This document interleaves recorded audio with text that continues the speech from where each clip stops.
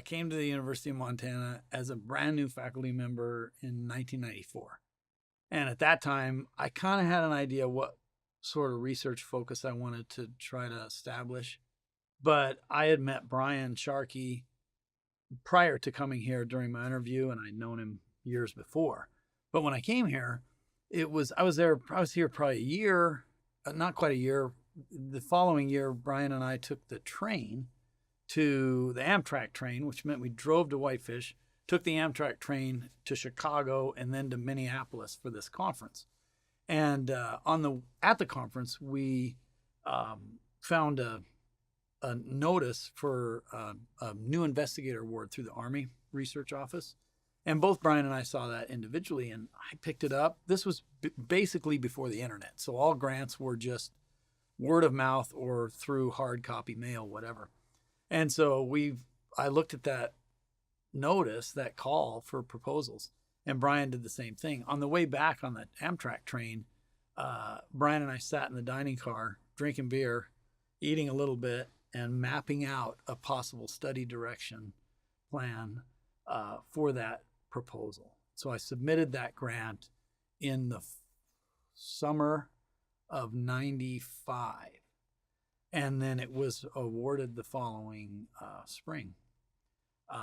But at the time, I really didn't know how I was going to pull this off. I had some ideas on what study directions I wanted to build into it, but they were pretty lofty. As any new faculty, you're like, I think I can solve the world in this one problem or in this one project.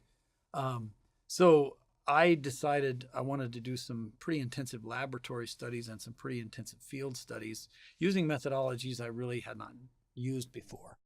And so the reviewer comments when they came back, they weren't especially positive. They were more like, well, maybe this can be pulled off. It's doubtful, though, but no big deal. It's not that much money. It's a new investigator award. If it doesn't work, no problem.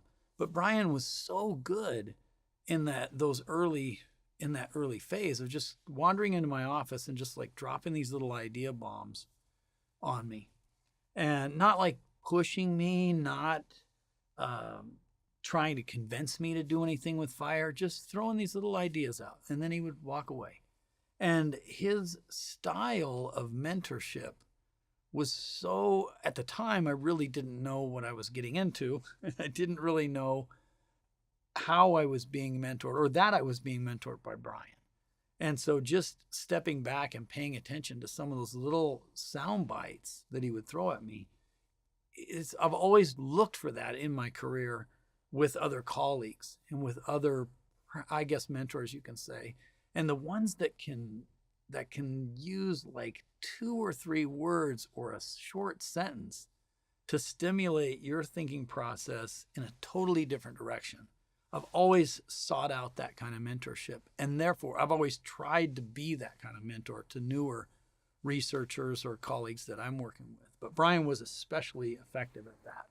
And that was really my first taste at effective mentorship, because I really didn't get a lot of that in my graduate program. I was kind of self-driven and kind of paved my own path, which was handy because when I came to Montana, I had to basically start everything from scratch. So